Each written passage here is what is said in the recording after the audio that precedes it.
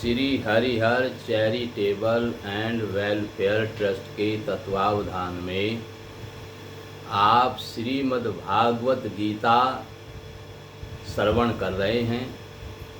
आपने कल तीसरे अध्याय के महात्म्य को श्रवण किया। अभी श्राद्ध पक्ष चल रहा है। सबसे पहले आज आपको बताएंगे कि हमें श्राद्ध और तर्पण कैसे करना चाहिए, क्योंकि कई प्रश्न आए हैं। कई माताओं, बहनों और भाइयों ने सवाल किया है कि श्राद्ध पक्ष चल रहा है, पितरों को श्राद्ध और तर्पण करने से ही उनमें बल बढ़ता है, उनको प्रसन्नता होती है, तो हमें श्राद्ध और तर्पण कैसे करना चाहिए ये हम जानना चाहते हैं। तो आइए आपको बताएंगे कि श्राद्ध और तर्पण कैसे करना चाहिए। सबसे पहले बात आती है तर्पण की। श्राद्ध और तर्पण करने के लिए जिस दिन हमें श्राद्ध और तर्पण करना है, जिस दिन हमारे किसी पूर्वज का श्राद्ध और तर्पण है, उसके श्राद्ध के दिन हमें घर में किसी को भी कुछ नहीं खाना चाहिए। अन्न जल का त्याग तब तक रखना चाहिए जब तक श्राद्ध तर्पण संपन्न नहीं हुआ, क्योंकि अगर श्राद्ध करने से पहले घर में जूठन हो जाती है, घर का कोई भी व्यक्ति, केवल यही नहीं कि जो श्राद्ध निकालेगा उसी का परहेज है, घर में कोई भी व्यक्ति जब तक किसी प्रकार की कोई जूठन ना करे, अगर घर में कोई भी व्यक्ति कुछ जूठन कर देता है, चाय पी लेता है, चाहे वो चाय नहाने से पहले ही क्यों न पिए।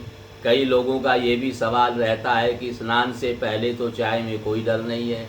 डर क्यों नहीं है? घर तो झूठा हो गया। जिस घर में जो सबसे पहले कुछ भी खा पी लेता है, पूरा दिन उसी का झूठा घर माना जाता है। तो श्राद्ध तर्पण में वर्जित है, यानी अपने पितरों को श्राद्ध तर्पण नहीं मिलेगा। फिर वो किसको मिलेगा? जो लावारिस हवाएं हैं, जिनका कोई कुछ नहीं करता, उनको वो श्राद्ध तर्पण मिलता है। तो बाहरी हवाएं घर में आकर के विराजमान होती हैं, क्योंकि जहाँ जिसको खाने को मिलता है वो वहीं रहता है। एक कुत्ते को भी आप एक दिन रोटी डाल दो तो रोज वहीं बैठा रहेगा। एक दिन डाली है, फिर महीना 2 महीने तक भी आपने नहीं डाली, फिर भी रोज आएगा, कि उसको विश्वास आशा रहती है कि मुझे मिलेगा। तो बाहरी हवाएं जब घर में इस प्रकार से आकर के रहेंगी तो घर में ग्रह कलेश, अशांति, व्यापार में हानि, बीमारियां ये सब पैदा हो जाती हैं। और पितरों में बल बढ़ता है तो ये सब चीज़ें नहीं होती हैं। बाहरी हवाएं घर में रहेंगी तो संतान भी इधर उधर, एक की बात एक नहीं मानेगा, कोई इधर चलेगा, कोई उधर चलेगा, और सब जो है गलत रास्तों पर भी चलने लगेंगे। इसलिए हमें श्राद्ध तर्पण में विशेषता ये ध्यान रखना है कि घर में कोई भी व्यक्ति उस दिन जूठन ना करे। जल, अन्न, चाय, पानी, दूध सबका त्याग रखना है। घर का कोई भी व्यक्ति तब तक ना ले जब तक आपने श्राद्ध नहीं किया है।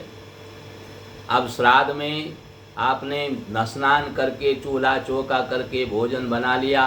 अब आया तर्पण का नंबर, तो आप एक पात्र में, किसी लोटे आदि में जल ले लें, उसमें थोड़ा गंगा जल मिलाएं, थोड़ा सा दूध भी मिलाएं, थोड़े से उसमें तिल डाल लें। उसके बाद आप कुसा जरूर लें। कहीं कहीं इसको डाब कहते हैं। कुसा के बिना श्राद्ध तर्पण नहीं होगा, उसको कोई भी दूसरा प्रेत छीन सकता है। इसलिए आपको कुसा लेना है। कुसा को अपने बाएं पैर के नीचे रखो, दाहिने, इसमें उखड़ू बैठना है। उखड़ू का अर्थ पैरों के बल, पंजों के बल बैठना है। पंजों के बल बैठ करके, अगर मजबूरी है किसी पर न बैठा जाए तो अलोथी पलोथी लगा करके भी बैठ सकता है, लेकिन उसमें जो है पंजों के बल उखड़ू बैठना है। और उसमें आपको बाएं पैर के नीचे कुसा रखनी है, दाहिने पैर के नीचे कुसा को रखना है, घुटनों पर कुसा को रखना है, दोनों घुटनों पर कुसा को रखना है, दोनों कंधों पर कुसा को रखना है, और अपने सिर पर भी कुसा को रखना है। इस प्रकार छोटी छोटी कुसा तोड़ करके आपको अपने इन अंगों पर कुसा रखनी है। दोनों पैरों के नीचे, दोनों घुटनों पर, दोनों कंधों पर और सिर पर। उसके बाद आप हाथ में कुसा ले लें। आपको इस अंगुली के बीच में यहाँ कुशा ले लें या कुशा की अंगूठी बना करके इस उंगली में पहन लें और इस कुशा को ऐसे लंबी कर लें जो अंगूठे की तरफ आ जाए। ऐसे अंगूठे की तरफ बाहर निकलनी चाहिए कुशा, यहाँ छोटी उंगली से और अंगूठे की तरफ को निकलनी चाहिए। अंगूठे की तरफ निकल गई, फिर आपने हाथ में तिल और जौ ले लिया, कुशा आपने ले ही रखी है और जो खाना आपने बनाया है वो खाना एक थाली में रख लो। उसमें से 5 टुकड़े तोड़ करके हथेली में रखो, हाथ में रखो और लोटे का जो जल है वो धीरे धीरे उस पर डालो और ऐसे हाथ को थोड़ा टेढ़ा कर लो जिससे अंगूठे की तरफ को जल गिरे। हमारे हाथ में ही ये अंगूठे की तरफ पितृ तीर्थ है और इधर से सीधे जल गिरेगा तो देव तीर्थ है और इधर से गिरेगा तो ऋषि तीर्थ है। तो देव, ऋषि और पितृ तर्पण हमें करना है। पितृ तर्पण करना है, देव तर्पण करना है और ऋषि तर्पण करना है। तो इधर से जल गिराएंगे क्योंकि सभी लोग मंत्र तो जानते नहीं, लेकिन जल इधर से गिरेगा स्वतः पितरों को मिलेगा। अंगूठे की तरफ से जल गिरेगा तो सीधा पितरों को ही मिलेगा। और फिर इधर से भी डालें, देवताओं का भी तर्पण करना है। फिर हाथ सीधा कर दें तो देवताओं को भी मिलेगा और फिर इधर कर दें ऋषियों को भी मिलेगा। अब आप कहोगे हम देवताओं को ऋषियों को तर्पण क्यों करें? अरे हमारे जो पूर्वज हैं वो देवता भी हैं, ऋषि भी हैं। अब देवता कौन है, ऋषि कौन है और पितृ कौन है? जो पिता बन कर के गया है वो हमारे पिता हैं और जो बिना पिता बने अर्थात बिना विवाह के ही बचपन में या बड़ा होकर के भी बिना विवाह के गया है, जिसके संतान नहीं हुई हैं, वो देवता होता है। देवता का रविवार को होता है और पितरों का अमावस्या को होता है और श्राद्ध के दिनों में दोनों का होता है। इस प्रकार से हमें देव, ऋषि और पितृ तर्पण करना चाहिए। हमारे कुछ पूर्वज ऋषि भी रहे होंगे, ऐसा हमें मानना चाहिए। जब तक हमारे घर में से कोई ऋषि नहीं होगा, संत महात्मा नहीं होगा, तब तक कुल का कल्याण नहीं होगा। घर में कोई एक व्यक्ति ऋषि महात्मा संत महात्मा हो जाए, संन्यास ले ले, तो 21 कुलों का उद्धार हो जाता है। आप ये श्राद्ध तर्पण करने से कुल का उद्धार नहीं होता, ये केवल हमारे पितरों को भोजन मिलता है। जब पितरों को भोजन मिलेगा उनमें बल बढ़ेगा, उनमें बल बढ़ेगा तो हमारी सहायता करेंगे, बाहरी हवाओं को हमारे घर से बाहर निकालेंगे, घर में सुख शांति प्रदान करेंगे और हमारे संतान को सही रास्ते पर चलाएंगे। उसके अलावा व्यापार आदि में भी वृद्धि करेंगे। तो ये पितरों का काम है, लेकिन पितरों में बल ही नहीं होगा तो हमारी सहायता कैसे करेंगे? इसलिए हमें पितरों में बल बढ़ाने के लिए इस प्रकार से तर्पण करना है। फिर आप भोजन जो है 2 रोटी गाय के लिए निकालें, 1 रोटी कौवे के लिए निकालें और 1 रोटी कुत्ते के लिए निकालें। पहले रोटी गाय को दे दें। थाली में भोजन रख करके जल का लोटा हाथ में लें और थाली के चारों तरफ जल घुमाएं, अपने सामने छोड़ दें और देवता पितरों का ध्यान करें। विशेषकर जिसका श्राद्ध हो उसका ध्यान कर लें। उसके बाद दोबारा लोटे में से जल लें, फिर चारों तरफ घुमाएं, फिर तीसरी बार, फिर चौथी बार, इस प्रकार 4 बार जल घुमा करके और वो 2 रोटी गाय को दे दें, 1 रोटी कुत्ते को दे दें, 1 कौवे को दे दें। कुत्ते और कौवे की रोटी में जल ना घुमाएं कोई बात नहीं है, उसमें आवश्यकता नहीं है। लेकिन जो हमें पितरों के लिए निकाली है, देवता के लिए निकाली है, उसमें 4 बार जल घुमाना है। जल का लोटा सूरज को देना है, 1 रोटी गाय को, 1 कुत्ते को, 2 रोटी गाय को, 1 कुत्ते को और 1 कौवे को। इस प्रकार से हमें रोटी देनी है और जो हमने तर्पण का जल है वो भी हमें सूरज को देना है। अब बात आती है सूरज को जल देने के लिए कैसे जाएं? किसी या तो गमले में दें या फिर ऐसी जगह दें जहां किसी के पैर ना पड़ें। आप जल दे रहे हैं सूर्य भगवान को और वो जल छींटे आपके पैरों में आ रहे हैं तो फिर वो आपको नहीं मिलेगा, वो अशुद्ध है। कई हमने देखे हैं नाली में जल दे देते हैं कि वो इधर उधर नहीं जाएगा। अरे गंदगी में जल थोड़े दिया जाता है, किसी गमले में दें या किसी पात्र में जल दें। उस पात्र के जल को जो है ऐसी जगह डाल करके आएँ, किसी पेड़ में, पौधे में, जिससे वो, या किसी बहते हुए जल में डाल करके आएँ जिससे वो जल हमारे पितरों को ही मिले। इसलिए जल का भी ध्यान रखना है। उस जल को पैरों में छींटे ना लगें, उसके ऊपर पैरों से लोग ना चलें, ऐसी जगह देना है। तो या तो किसी गमले में देना है या किसी पात्र में जल दे करके, किसी बड़े बर्तन में जल दे करके फिर उसको बहते जल में डाल दें या किसी पेड़ में, बड़े पेड़ में डाल दें। इस प्रकार से आपको तर्पण करना है। उसके बाद अगर ब्राह्मण भोजन कराना है तो ब्राह्मण को भोजन करा करके यथाशक्ति उसको दक्षिणा भी दें, ब्राह्मण को प्रसन्न करें। ब्राह्मण का मुख भगवान का मुख है। गीता में भगवान ने कहा है कि ब्राह्मण का जो मुख है वो मेरा मुख है। आपने ब्राह्मण को भोजन कराया है तो विष्णु भगवान को तृप्त कर दिया है। इस प्रकार से आपको श्राद्ध तर्पण करना है। और श्राद्ध में प्याज लहसुन नहीं बनाना है, मांस मदिरा का सेवन नहीं करना है, अपवित्र भोजन नहीं बनाना है, केवल शुद्ध भोजन बनाना है, सात्विक भोजन बनाना है। खीर पितरों को सबसे ज़्यादा प्रिय है। चावल बनाएं या खीर बनाएं वो सबसे ज़्यादा प्रिय है। इस प्रकार से हमें श्राद्ध में पितरों को भोजन कराना चाहिए और इस प्रकार से हमें तर्पण करना चाहिए। इस प्रकार से तर्पण करने के से हमारे पितरों में तृप्ति होती है, उनमें बल बढ़ता है। उनमें बल बढ़ने से वो हमारी हर प्रकार से सहायता करती हैं। संतान भी सही रास्ते पर चलेगी, संतान का कोई दुख हमें नहीं रहेगा, हमारे व्यापार में भी किसी प्रकार की कोई हानि नहीं रहेगी, घर परिवार में किसी प्रकार का कोई रोग नहीं रहेगा, कोई मुकदमा आदि नहीं रहेगा और घर में सुख शांति रहेगी। क्योंकि बाहरी हवा घर में है नहीं, बाहरी हवा घर में आएगी तो फिर श्राद्ध तर्पण करते हुए भी अशांति रहेगी। क्योंकि झूठन होकर के हमने श्राद्ध किया है। श्राद्ध का मतलब है श्रद्धा। पितरों का श्रद्धा से, पवित्रता से किया जाता है, इसलिए उनका नाम पितृ है। पवित्रता से पितृ बना है, श्रद्धा से श्राद्ध बना है। भगवान तो भाव के भूखे हैं। भगवान को आप भोजन करा के भी खाना भोग लगा दो। अगर श्रद्धा है आपकी, अटूट श्रद्धा भगवान के में है, आपके हृदय में अटूट श्रद्धा भरी हुई है, तो भोजन करने से भी आपको भगवान प्रसन्न हो जाएंगे। और भूखे रह कर के भी बिना श्रद्धा भक्ति के आप भगवान का भोग लगाएंगे तो भगवान नहीं पाएंगे। क्योंकि भगवान तो भाव के भूखे हैं, आपके भोजन के भूखे नहीं हैं। लेकिन पितरों को पवित्रता से देना है। उनमें जब तक झूठन घर में नहीं होनी चाहिए, किसी प्रकार की कोई अश्रद्धा नहीं होनी चाहिए, कोई अभक्ष्य भोजन घर में नहीं बनना चाहिए। केवल सात्विक भोजन से ही हमारे पितृ प्रसन्न होते हैं। भगवान भी सात्विक भोजन से ही प्रसन्न होते हैं। लेकिन दोनों में श्रद्धा चाहिए, पितरों में पवित्रता भी चाहिए। जब तक घर में कोई झूठन न हो, भगवान तो भोजन आप कर लें फिर भी भोग लगाएं, भगवान फिर भी राजी हो जाएंगे। क्योंकि वो तो आपके भाव देखेंगे।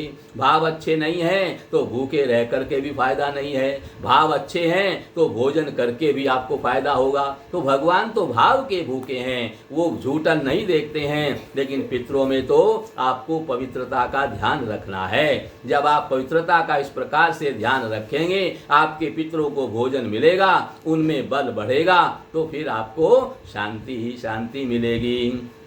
इसके बाद श्राद्ध आता है, गया श्राद्ध। लोग गया श्राद्ध करते हैं और आकर के कहते हैं अब हमें कुछ करना नहीं है। ऐसा नहीं है। आपने एक बार भोजन करके तृप्त कर दिया और फिर भोजन कभी नहीं मिलेगा क्या? आपको बढ़िया भोजन कराया, बोले अब तो बिल्कुल भोजन ना मिले, अब तो तृप्त हो गए, आनंद आ गए। तो इसका मतलब ये थोड़ी भोजन चाहिए नहीं। अरे अब तृप्त हुए हैं लेकिन कल फिर आपको भूख लगेगी। ऐसे ही पितरों का है। श्राद्ध गया में करने से उनको ज़्यादा संतुष्टि होती है, लेकिन इसका मतलब ये नहीं अब नहीं करेंगे। जिन्होंने हमें जीवन दिया है, घर परिवार दिया है, धन दौलत दिया है, हमें पाल पोस करके बड़ा किया है, पढ़ाया लिखाया है, क्या उनका आप गया में श्राद्ध करके उनको छोड़ दोगे? ये कहाँ की इंसानियत है? अरे गया में श्राद्ध करके आओ, जरूर करना चाहिए, लेकिन उसके बाद भी उन पितरों को श्राद्ध तर्पण देते रहना चाहिए। तभी आपको सुख शांति हमेशा मिलेगी। नहीं फिर वह बाहरी हवाएं आ गई तो कौन उनको रोकेगा? कोई नहीं रोक सकता। उनको केवल पितरों के बल पर ही रोका जा सकता है। इसलिए गया श्राद्ध करके भी हमें पितृ कार्य करते रहना है, तभी हमें शांति हमेशा बरकरार रहेगी। अब आता है श्राद्ध। गया में आप श्राद्ध करके आए, गया में क्या है? गया में भगवान के चरण हैं, आपने वहाँ भगवान के चरणों में श्राद्ध किया है, पिंडदान किया है। उसके बाद नैमिषारण्य जाइए, नैमिषारण्य में भगवान का उदर है, भगवान के उदर में भी आपको पिंडदान करना है। उसके बाद आप नैमिषारण्य में जाकर के पिंडदान करिए। उसके बाद आप बद्रीनाथ जाइए, बद्रीनाथ में भगवान का मुख है, ब्रह्म कपाल पर जाकर के आप पिंडदान करिए, तब आपका पिंडदान पूरा हुआ। केवल गया में करके आ गए, पूरा नहीं हुआ। गया में भगवान के चरण हैं और नैमिषारण्य में भगवान का उदर है और बद्रीनाथ में भगवान का मुख है। जब तक बद्रीनाथ में पूरा नहीं किया तब तक आपका ये पिंड अधूरा है। इसलिए सबसे पहले बद्रीनाथ में भी नहीं कर सकते। जब तक गया जी में श्राद्ध नहीं किया, जब तक नैमिषारण्य जी में श्राद्ध नहीं किया, तब तक बद्रीनाथ में नहीं होगा। पहले आपने बद्रीनाथ में जाकर के कपाल पे, ब्रह्म कपाल पे पिंडदान कर दिया, वो मान्य नहीं होगा। इसलिए लेकिन तीर्थों में तो व्यापार है, वहां तो आप जाओगे, कोई मना नहीं करेगा।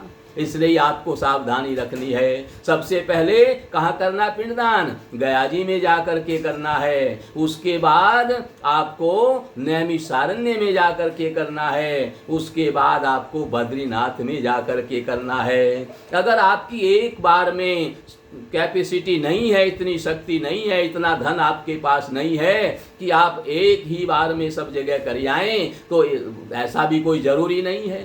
एक बार आपने इस वर्ष गया जी में कर लिया, फिर दूसरे वर्ष आपने नैमिषारण्य में कर दिया, फिर तीसरे वर्ष आपने जाकर के बद्रीनाथ में कर दिया। ऐसे भी हर वर्ष एक एक जगह जाकर के भी आप पिंडदान कर सकते हैं। लेकिन जब तक तीनों जगह पिंडदान नहीं होगा तब तक आपका पिंडदान पूरा नहीं होगा, तब तक आपके पितरों में पूर्ण तृप्ति नहीं होगी। और उसके बाद फिर घर में भी उसी प्रकार से जैसे पहले आप करते आ रहे थे, श्राद्ध और तर्पण करते रहना चाहिए। आपका व्यापार बढ़ गया तो क्या आप काम धंधा बंद कर दें? व्यापार करते रहेंगे तभी तो व्यापार बरकरार रहेगा। अगर बंद कर देंगे तो बंद हो जाएगा, फिर कहाँ से आएगा? जो खर्चे बढ़ गए उनकी टेंशन हमेशा रहेगी, क्योंकि जब आप व्यापार करोगे नहीं तो आमदनी कहाँ से होगी? बोले व्यापार खूब बढ़ गया, अब व्यापार करने की जरूरत नहीं है, तो ऐसे थोड़े ही चलेगा। ऐसे ही हमने पिंडदान कर दिया है, पितरों में बल अपार बढ़ गया है, अब हम फिर भी हमें पिंडदान करते रहना चाहिए। पिंडदान मतलब श्राद्ध तर्पण पितरों का करते रहना चाहिए। पिंडदान तो वहीं जाकर के आपने किया, अब घर में पिंडदान की जरूरत नहीं है, घर में तो श्राद्ध और तर्पण करते रहना है। तो पितरों का हमेशा श्राद्ध तर्पण करते रहेंगे तो आपको पितरों में बल बढ़ेगा। आपको जब पितरों में बल बढ़ेगा तो आपको सब प्रकार की सुख शांति रहेगी, किसी प्रकार की कोई अशांति घर में नहीं रहेगी, न बीमारी आएगी, न व्यापार में घाटा होगा, न परिवार में कलह होगा, न बच्चे गलत रास्ते पर चलेंगे और आपको किसी प्रकार का कोई कलेश नहीं रहेगा। हर तरह से आपको संतुष्टि शांति रहेगी।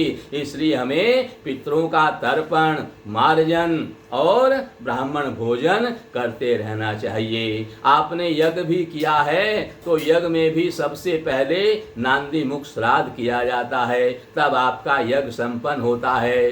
आपने घर में गायत्री जाप कराया, दुर्गा सतचंडी यज्ञ कराया, आपने भगवान शिव का रुद्राभिषेक कराया और बड़ा अनुष्ठान कराया और नांदी मुख श्राद्ध नहीं किया तो उस अनुष्ठान का फल नहीं मिलेगा। इसलिए पहले नांदी मुख श्राद्ध करना है, नांदी मुख श्राद्ध के बाद आपको अनुष्ठान प्रारंभ करना है।